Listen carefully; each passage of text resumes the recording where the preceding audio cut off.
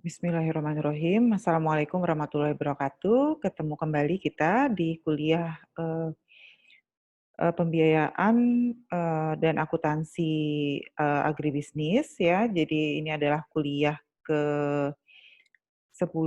Materi kita hari ini terkait dengan sistem biaya dan kalkulasi biaya. Jadi melanjutkan materi kita minggu lalu terkait dengan pengantar apa itu pembiayaan agribisnis. Ibu share screen terlebih dahulu.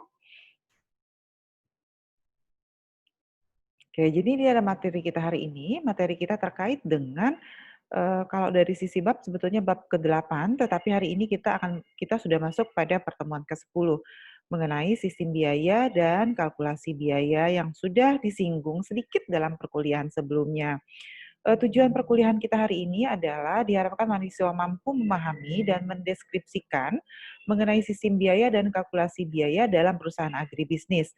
Tujuan khususnya adalah setelah mempelajari perkuliahan hari ini, mahasiswa akan mengerti dan memahami definisi dan arti sistem biaya.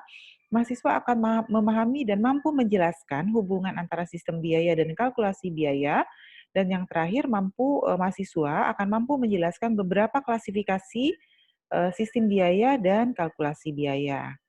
Ya, ini adalah isi materi kita hari ini. Yang pertama pendahuluan atau pengantar, yang kedua adalah arus biaya, yang ketiga adalah sistem biaya, dan yang terakhir kita akan mempelajari tentang kalkulasi biaya. Kita masuk dengan yang pertama. Ya, sistem biaya banyak digunakan dalam penyusunan laporan akuntansi perusahaan. Sistem biaya secara khusus dipelajari dalam akuntansi biaya. Akuntansi biaya merupakan proses pencatatan, penggolongan, peringkasan, dan pelaporan biaya publikasi dan penjualan produk dan jasa dengan cara-cara tertentu serta penafsiran terhadap hasil-hasilnya. Nah, lalu akuntansi biaya merupakan suatu sistem dalam rangka mencapai 3 tujuan utama. Jadi tujuan dari pembiayaan agribisnis itu adalah menentukan harga pokok produk atau jasa, yang kedua melakukan pengendalian biaya, dan yang ketiga adalah memberikan informasi sebagai dasar untuk mengambil keputusan bagi perusahaan agribisnis. Nah, ketika kita bicara tentang pembiayaan agribisnis, maka yang pertama kali harus kita pahami adalah arus biaya. Jadi apa itu arus biaya? Sebuah perusahaan pertanian, maka biasanya perusahaan pertanian itu akan berkaitan dengan keuangan agribisnis. Apa itu keuangan agribisnis? Keuangan agribisnis biasanya berhubungan dengan permintaan, penawaran, pengaturan, dan permohonan modal di sektor pertanian serta produksi, penerimaan, harga, dan risiko usaha agribisnis. Satu yang perlu kita pahami bahwa pengelolaan keuangan perusahaan agribisnis itu berbeda dengan perusahaan-perusahaan lain.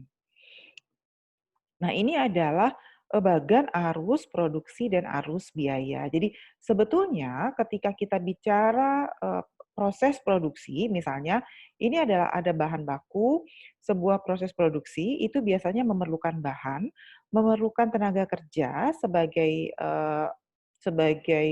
SDM untuk mengolah, kemudian memerlukan biaya overhead pabrik. Kita sudah bicarakan, sudah sampaikan di bab sebelumnya apa itu overhead pabrik. Jadi overhead pabrik itu adalah biaya tidak langsung lainnya, di dalamnya ada bahan tidak langsung dan tenaga kerja tidak langsung.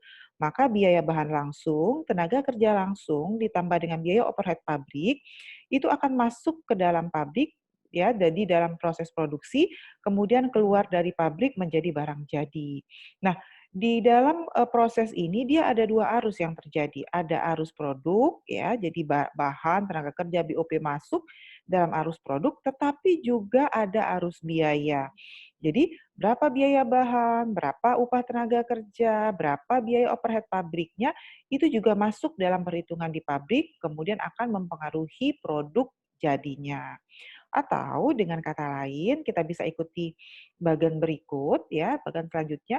Jadi persediaan bahan ini ada di gudang, dipakai, masuk ke dalam proses produksi menjadi pemakaian bahan. Lalu, selain memerlukan persediaan bahan, sebuah proses produksi juga memerlukan tenaga kerja. Tenaga kerja itu akan kita nilai dalam bentuk upah. Maka masuklah biaya upah tenaga kerja, ke dalam pekerjaan dalam proses. Lalu ada BOP. Apa itu BOP? BOP adalah biaya overhead pabrik. Terdiri dari 3 komponen, yaitu biaya bahan langsung, mohon maaf, biaya bahan tidak langsung, biaya tenaga kerja tidak langsung, dan biaya tidak langsung lainnya. Maka pembebanan BOP itu juga akan masuk ke dalam pekerjaan dalam proses. Dalam, kegiatan pembiayaan agribisnis, pekerjaan dalam proses di sini maksudnya bahan-bahan atau tenaga kerja dan overhead pabrik itu masuk ke proses produksi, makanya dia disebut dengan pekerjaan dalam proses. Setelah proses produksi selesai, maka akan menjadi barang jadi. Artinya, kalau sudah menjadi barang jadi, maka produknya sudah selesai diolah. Nah, ini adalah bagat arus biaya pabrikasi. Jadi, kita akan lihat, pelajari seperti apa sih sebetulnya arus biaya di dalam sebuah perusahaan agribisnis. Pertama, kita bergerak dari sini, dari kas, aktiva, dan hutang aktual. Ini ada di mana sih sebetulnya? Adanya di neraca. Jadi kas, aktiva, dan hutang itu adalah, komponen yang menggambarkan kekayaan dan kewajiban perusahaan dan biasanya ada di dalam neraca. Nah, kekayaan yang diperoleh ini akan dibayarkan untuk pembelian bahan langsung. Jadi untuk membeli bahan langsung itu adalah bahan baku yang langsung berhubungan dengan proses produksi. Misalnya, perusahaan kita adalah perusahaan minyak goreng, maka bahan baku langsungnya itu adalah CPO atau minyak sawit kasar. Jadi dikeluarkan untuk beli bahan baku, setelah dibeli bahan bakunya itu tidak langsung dimasukkan ke pabrik kalau dia perusahaan, tetapi disimpan dulu di dalam gudang persediaan.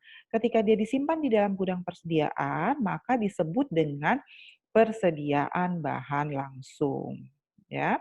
Jadi ini posisinya di gudang. Ketika, akan masuk ke dalam proses produksi, maka dikeluarkan dari gudang, masuk ke dalam pabrik, maka tadi awalnya dia menjadi bahan persediaan, maka setelah masuk ke pabrik menjadi barang dalam proses. Apa saja sih yang masuk bahan dalam proses? Yang masuk dalam bahan dalam proses itu ada biaya bahan langsung, lalu pekerja langsung, dan overhead pabrik. Overhead pabrik itu apa? Ini dia biaya pabrikasi lainnya. Ada pekerja langsung ditambah overhead pabrik masuk bersama-sama dengan bahan menjadi barang dalam proses, ya. Ketika selesai proses produksi di pabrik, maka kita baru bisa hitung harga pokok barang jadi. Harga pokok barang jadinya berapa.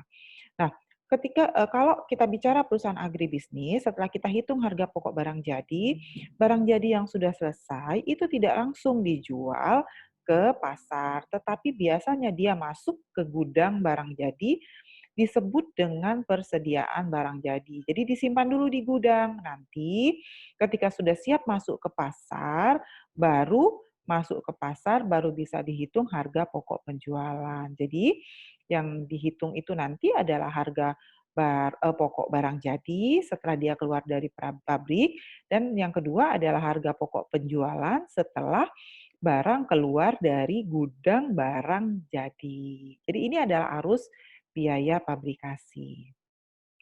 Nah, ketika kita bicara perusahaan agribisnis, maka ada 3 manajemen persediaan. Pertama adalah persediaan bahan baku, ya. Merupakan akun persediaan untuk bahan baku mentah yang belum mengalami proses produksi. Di mana sih persediaan bahan baku tadi di sini?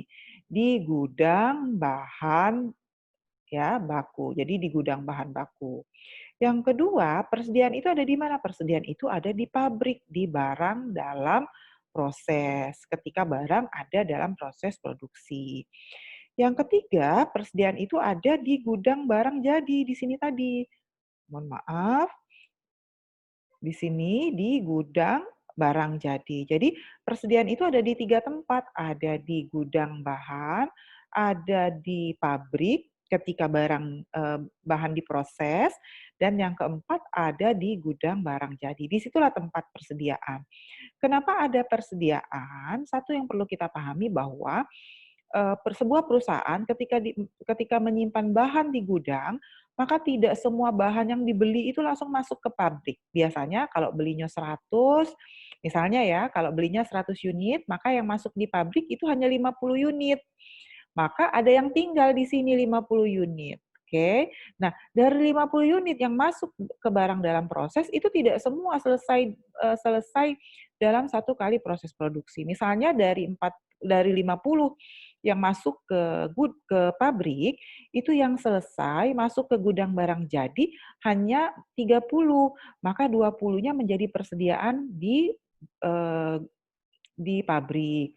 Jadi di sini masuk 30. Jadi awalnya 50, yang disalurkan hanya yang di awalnya 100, yang disalurkan hanya 50, dari 50 yang bisa selesai diproduksi baru 30, jadi masuk ke gudang barang jadi hanya 30. Begitu begitu juga ketika akan jual ke pasar, tidak langsung semuanya terjual. Misalnya yang terjual hanya 20 ke sini, maka di sini ada persediaan sebesar 10. Jadi seperti itu maksud dari persediaan.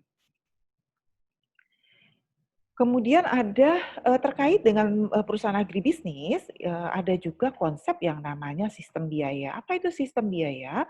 Sistem biaya adalah suatu proses akumulasi biaya yang terdiri dari pengidentifikasian, pengukuran, dan pencatatan informasi biaya ke dalam kategori atau klasifikasi biaya yang relevan.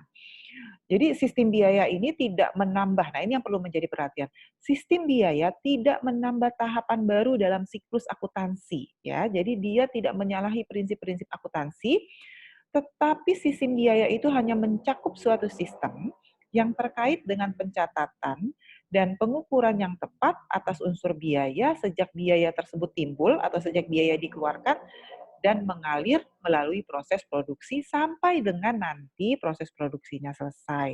Jadi sistem biaya itu tidak menambah aktivitas baru dalam proses akuntansi, tapi hanya melakukan pencatatan terhadap proses yang berlangsung. Secara umum, sistem biaya ada dua. Ada sistem biaya aktual atau historis, dan yang kedua ada sistem biaya standar. Sistem biaya aktual adalah sistem biaya yang melakukan pencatatan biaya berdasarkan biaya yang secara aktual dikeluarkan perusahaan. Jadi sistem biaya aktual ini, pencatatan biayanya dilakukan setelah proses produksinya selesai. Jadi sistem biaya aktual tuh nggak bisa mencatat tidak bisa mencatat biaya kalau proses produksinya belum selesai. Contohnya apa? Contohnya perusahaan, pakaian, itu biasanya kan kalau perusahaan, garment gitu ya, itu biasanya mereka bikin bajunya dalam skala besar, kemudian setelah proses produksi selesai baru dihitung harga pokoknya berapa. Tapi ada loh perusahaan-perusahaan yang walaupun proses produksinya belum selesai, tetapi biayanya sudah bisa dihitung. Namanya sistem biaya standar. Jadi, apa itu sistem biaya standar? Sistem biaya standar adalah proses pencatatan biaya yang dilakukan ya, di mana proses produksi belum dilakukan. Jadi di sini proses produksinya belum dilakukan. Contohnya apa? Contohnya kalau kita mau bikin, undangan. Nah, jadi mau bikin undangan itu kan, kita pergi ke pabrik, ke percetakan, terus bilang, "Saya mau bikin undangan pernikahan," gitu ya. Undangannya belum selesai gitu ya, tetapi mereka sudah bilang, "Oh, kalau yang seperti ini harganya 20.000 loh," gitu loh.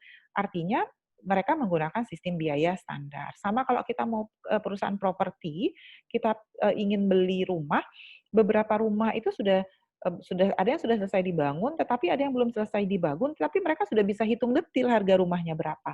Nah, itu artinya mereka menggunakan sistem biaya standar. Jadi ada 2 sistem biaya, yang pertama adalah sistem biaya aktual, proses produksi harus selesai dulu. Yang kedua adalah sistem biaya standar, di mana, pencatatan biaya bisa dilakukan tanpa harus menyelesaikan proses produksi. Nah, terkait dengan sistem biaya, maka ada 2 sistem kalkulasi biaya. Ada kalkulasi biaya pesanan yang berkaitan dengan sistem biaya standar, dan yang kedua adalah kalkulasi biaya proses yang berkaitan dengan sistem biaya aktual. Yang mana tadi yang harus selesai dulu proses produksinya? Yang ini, sistem biaya aktual, proses produksinya baru bisa dihitung, sistem biaya aktual itu baru bisa dihitung kalau proses produksinya selesai. Kalau sistem biaya standar tidak harus harus, jadi kalau sistem biaya standar tidak harus menyelesaikan terlebih dahulu proses produksinya. Kita lihat satu persatu, apa sih kalkulasi biaya pesanan? Nah, oke. Biaya-biaya diakumulasikan oleh barang pesanan atau barang spesifik pelanggan. Metode ini digunakan pada saat produk yang dihasilkan dalam sebuah departemen atau pusat biaya beraneka ragam, dan hal ini mensyaratkan kemungkinan mengidentifikasikan secara fisik barang yang diproduksi dan membandingkan masing-masing barang dengan biayanya sendiri. Kalkulasi biaya pesanan dapat diterapkan pada properti, bengkel kerja, bengkel perbaikan yang dikerjakan oleh pemborong, insinyur bangunan, pelaksana. Jadi contohnya bisa di bengkel, properti, percetakan, itu biasanya menggunakan kalkulasi biaya pesanan. Tetapi kalau kalkulasi biaya proses, biasanya mengakumulasikan biaya dari proses produksi atau dari departemen. Metode ini digunakan saat semua unit yang dihasilkan dalam suatu departemen ya atau pusat biaya pada pusat biaya pada dasarnya sama. Mohon maaf, atau pada saat tidak ada keperluan untuk membedakan unit-unit produk tersebut. Pada dasarnya, kalkulasi biaya proses mengakumulasikan semua biaya dari mengoperasikan suatu proses dalam periode waktu tertentu. Hasilnya nanti adalah biaya per unit.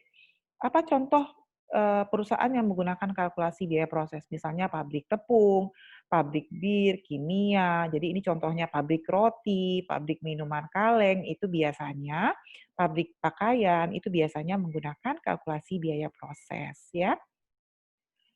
Nah, lalu, ketika kita sudah mempelajari kalkulasi biaya proses, kalkulasi biaya pesanan, ada sistem biaya standar dan sistem biaya aktual, itu mempengaruhi nggak sih sebetulnya pelaporan hasil produksi? Pelaporan hasil produksinya tetap sama seperti yang diajarkan dalam kuliah-kuliah sebelumnya. Jadi kita hanya akan tetap menggunakan 3 jenis laporan produksi, yaitu perhitungan laba rugi, perhitungan harga pokok penjualan, dan neraca. Jadi dengan kata lain, pembiayaan agribisnis, khusus untuk perusahaan agribisnis, itu tidak akan menambah proses dalam pencatatan akuntansinya. Tetapi pembiayaan agribisnis hanya memberikan petunjuk mengenai metode yang lebih detail terkait dengan pencatatan biayanya, seperti itu. Terima kasih, itu adalah bahan kuliah hari ini.